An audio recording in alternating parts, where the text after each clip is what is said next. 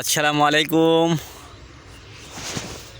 বিকেলবেলা আসলাম চকের ভিতরে।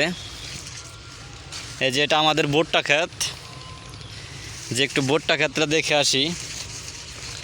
তো এবারের যে আবহাওয়াটা গেছে, আসলে সত্যিই আবহাওয়াটা ফসলের জন্য খুব উপকারী। এই যে দেখেন, এটা আমাদের সরিষা ক্ষেত।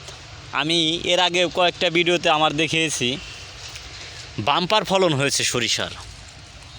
এক একটা সরিষা ফলের আকার কত মোটা। এবার কোনো ঘন কুয়াশা পড়ে নাই, যার কারণে সরিষার এত সুন্দর ফলন হয়েছে। এই যে সরিষায় মোটামুটি আর কি পাক এসে গেছে। একটু দানাটি দেখাই, আর বেশি না, 10 থেকে 15 দিনের মধ্যে মাশাআল্লাহ অনেক বড় বড় সরিষা দানা,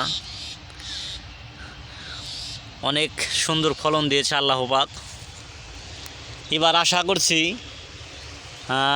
1 বিঘায় মানে 33 শতাংশে মোটামুটি 8 মণ থেকে 8.5 মণের মতো সরিষা হবে।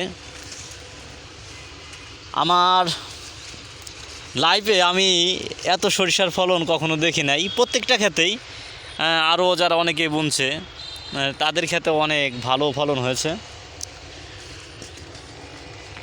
এই যে এটা হলো ভুট্টা ক্ষেত।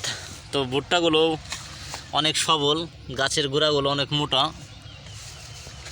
ঘাস কাটা হচ্ছে, নিড়িয়ে দিচ্ছি, ক্ষেতটা পরিষ্কার আছে।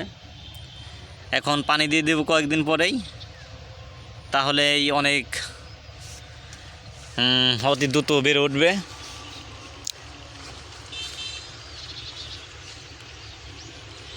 আমি প্রতিদিন একবার করে হলেও মানে চকের ভেতরে আসি, আমার খুব ভালো লাগে, ঘোরাঘুরি করি, ভালো লাগে।